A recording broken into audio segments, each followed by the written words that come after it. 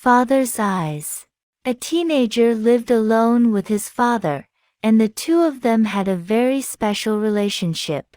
The father believed in encouragement.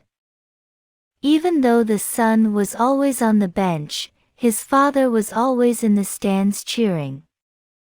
He never missed a game. This young man was the smallest of the class when he entered high school. His father continued to encourage him but also made it very clear that he did not have to play football if he didn't want to. But the young man loved football and decided to hang in there. He was determined to try his best at every practice, and perhaps he'd get to play when he became a senior. All through high school he never missed a practice or a game, but remained a bench warmer all 4 years. His faithful father was always in the stands, always with words of encouragement for him.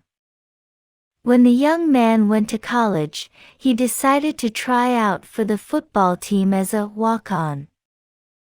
Everyone was sure he could never make the cut, but he did.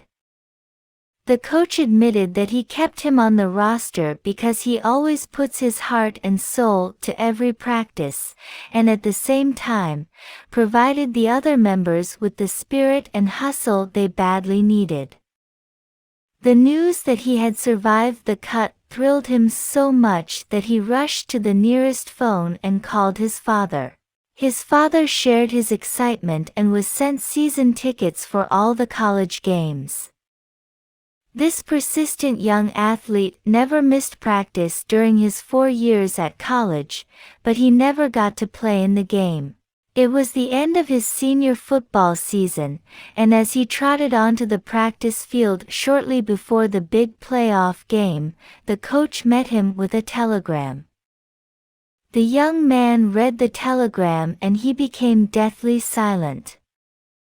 Swallowing hard, he mumbled to the coach, "My father died this morning. Is it all right if I miss practice today?"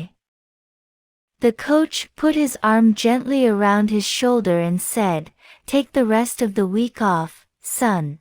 And don't even plan to come back to the game on Saturday." Saturday arrived, and the game was not going well. In the third quarter, when the team was 10 points behind, a silent young man quietly slipped into the empty locker room and put on his football gear. As he ran onto the sidelines, the coach and his players were astounded to see their faithful teammate back so soon. "Coach, please let me play." "I've just got to play today," said the young man.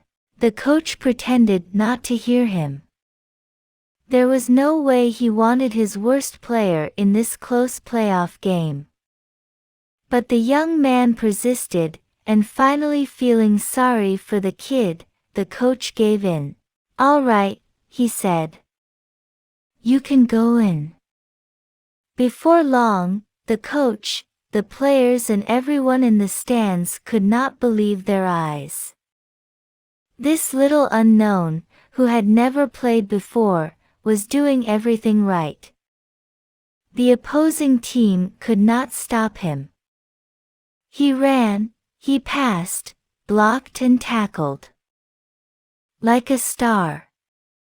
His team began to triumph. The score was soon tied. In the closing seconds of the game, this kid intercepted a pass and ran all the way for the winning touchdown. The fans broke loose. His teammates hoisted him onto their shoulders. Such cheering you've never heard.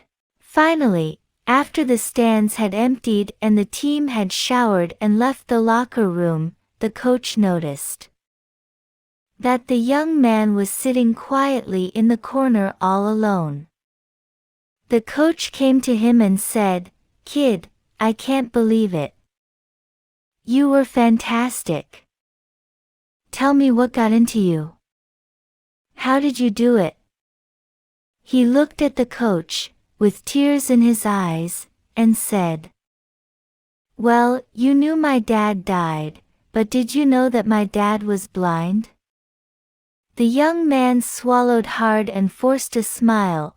Dad came to all my games, but today was the first time he could see me play, and I wanted to show him I could do it.